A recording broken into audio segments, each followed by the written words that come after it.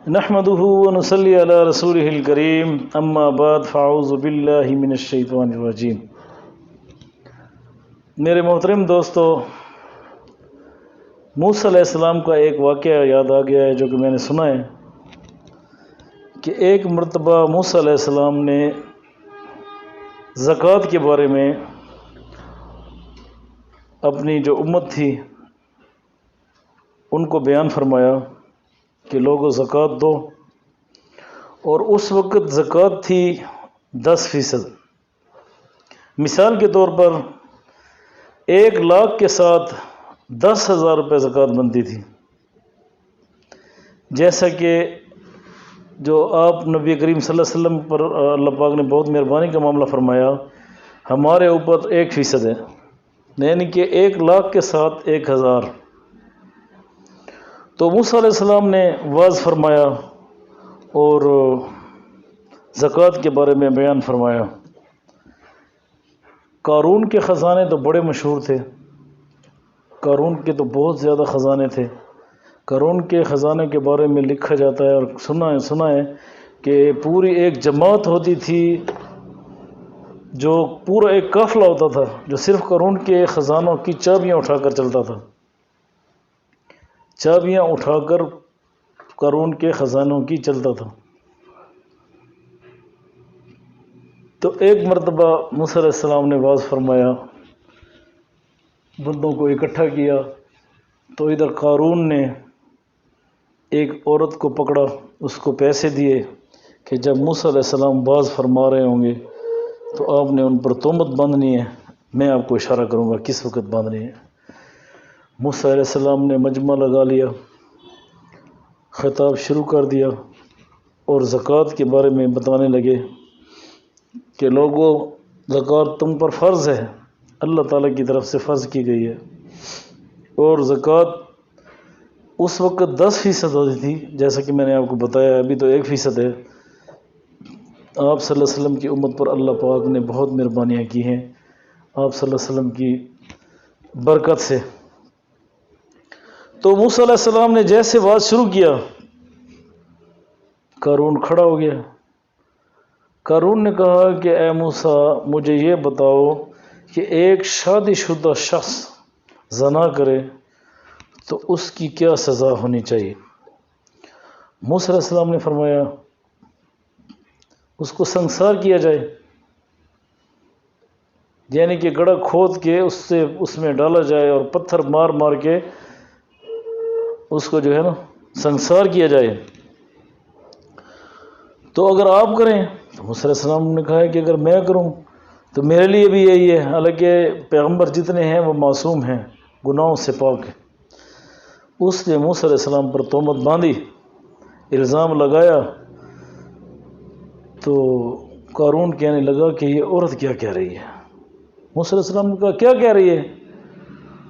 تو قارون نے عورت کی طرف اشارہ کیا، عورت کھڑی ہوئی، اس نے کہا، جب پیغمبر کے چہرے پر نظر پڑی، موسیٰ علیہ السلام کے چہرے پر جب اس عورت کی نظر پڑی، پیغمبر کا چہرہ تھا، موسیٰ علیہ السلام کا چہرہ تھا، پیغمبر تو ویسے ہی خوبصورت ہوتا ہے، پیغمبر کے چہرے پر جب نظر پڑی تو وہ لرز گئی۔ اس نے کہا پہلے میں نے بہت گناہ کیے ہوئے ہیں اور یہ گناہ لے کے اپنے سر میں نہیں مرنا چاہتی، اس قارون نے مجھے پیسے دیے ہیں کہ میں آپ پر الزام لگاؤں، تہمت لگاؤں۔ تو موسیٰ علیہ السلام کو جو ہے نا جلال آ گیا، سر سجدے میں رکھا، یا اللہ تیرے نبی کے ساتھ کیا ہو گیا، یا اللہ تیرے پیغمبر کے ساتھ، تیرے نبی کے ساتھ کیا ہو گیا یا اللہ؟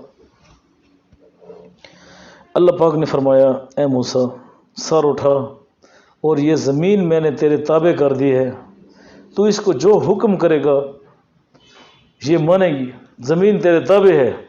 موسیٰ علیہ السلام کھڑے ہو گئے، موسیٰ علیہ السلام نے کہا کہ اے زمین اسے اندر لے جا، وہ گھٹنوں تک دھنس گیا، کہا اے موسیٰ مجھے معاف کر دے۔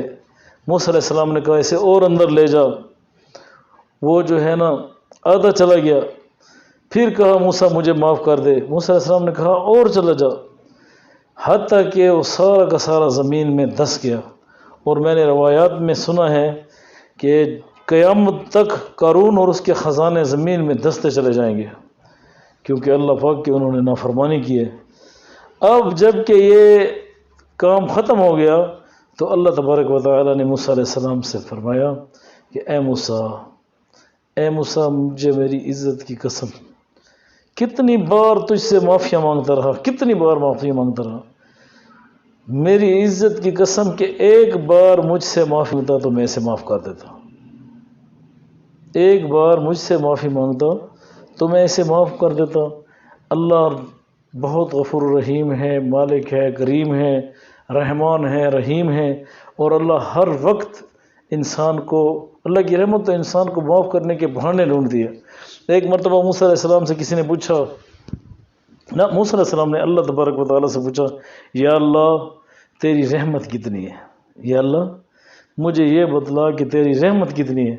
اللہ تبارک و تعالیٰ نے فرمایا، اے موسیٰ ایک سمندر ہے، بہت بڑا سمندر، اس سمندر کے اندر ایک درخت لگا ہوا ہے، اور درخت کے اوپر ایک چھوٹی سی، بالکل چھوٹی سی چڑیا بیٹھی ہے، اور اس چڑیا کے منہ میں جو مٹی ہے، مٹی اس نے منہ میں ڈالی ہوئی ہے۔